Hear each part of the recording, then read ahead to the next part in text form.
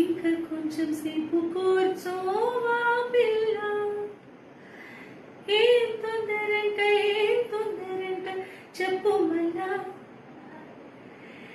ఇంకా కొంచెం సేపు కూర్చోవా పిల్ల, ఏం తొందరంట చెప్పు మళ్ళా. మన మాటలింక చిలుకవక